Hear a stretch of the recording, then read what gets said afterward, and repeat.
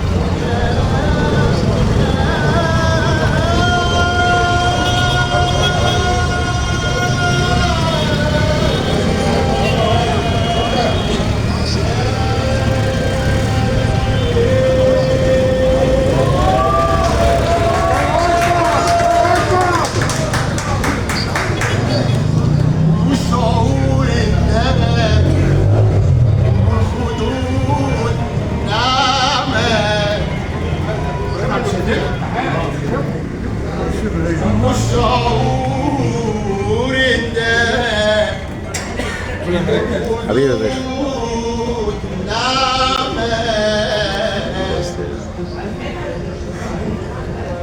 واللي عطاني جمال وفي السؤال نعمة أحلم برب العباد وبحقني نعمة القلب يعشق كتير ومن البنات ياما والقلب قال ما فيش القلب نعمة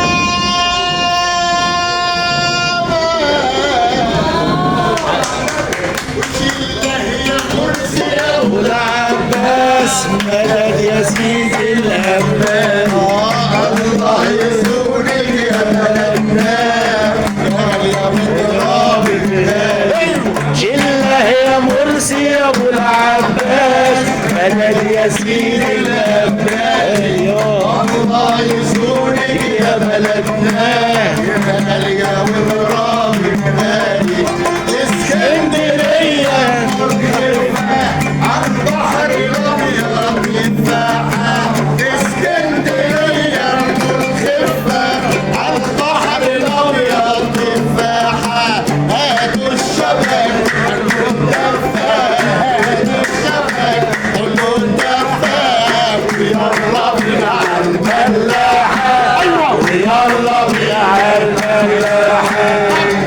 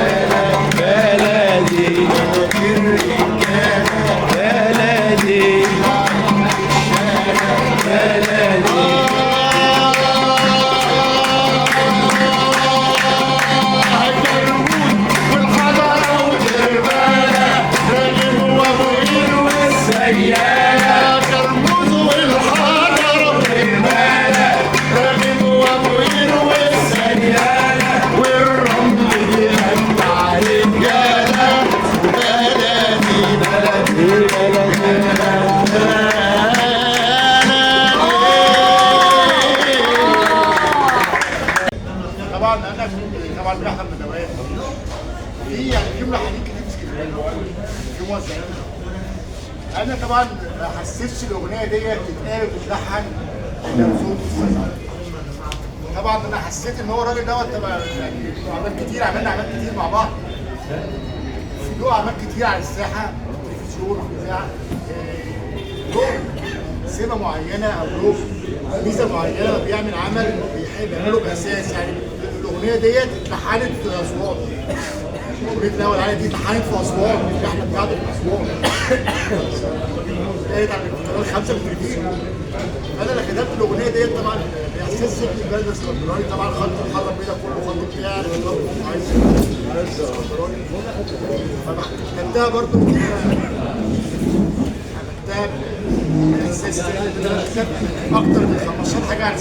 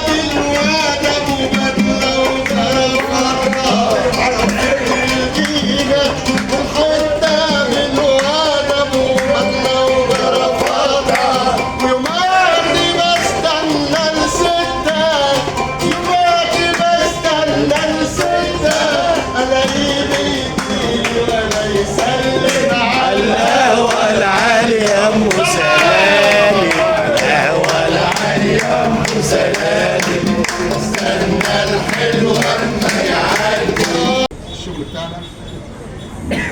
هنبتدي ان شاء الله بالاغنيه اللي هي بتاعت على القهوه العاليه ام سلالم، اللي بتعتبر GPS اسكندريه، الصحه التعليميه. GPS اسكندريه. حلو. هي طبعا عانينا معاناه رهيبه، كل ما يحضر في لقاء على الهواء يقول يا جماعه عايز اغني اغنيه القهوه العاليه ام سلالم. ممنوع. ليه ممنوع؟ قال لك دي علامه تجاريه. يعني ايه علامه تجاريه؟ قلت لهم يا جماعه القهوه ديت تاريخها قبل انشاء دول سنه 1934 لم تكن الذاكره 1934 في دول الخليج انشئت 1970 1934 تعتبر معقل اسكندريه تاريخ اسكندريه. منين تيجي تقول لي ان دي علامه تجاريه؟ لا مش علامه تجاريه. انا لما هقول الاغنيه ديت في التلفزيون لا بالعكس، انا هعمل ايه تلفزيون؟ مش عايز اقول هعمل علامه. يعني اللي هيضيف للاغنيه مش ان انا هقولها في التلفزيون، لا اللي هيضيف في التلفزيون انا هقول الاغنيه. كانت الاغنيه طبعا هي معموله بشكل شعبي روتيني كده سهل، ان هو حتى المتلقي العادي اللي هو مش متأصل في الطرب يقدر يقولها معانا. طبعا انا عارف ان كلكم الاسكندريه عموما يعني وجنوب مصر عندهم الصوت والحس، فانا بستاذنكم، انا ما عنديش قرار، فهستاذنكم تقولوا انتم القرار بتاعي في اغنيه على القهوه على المسلسل.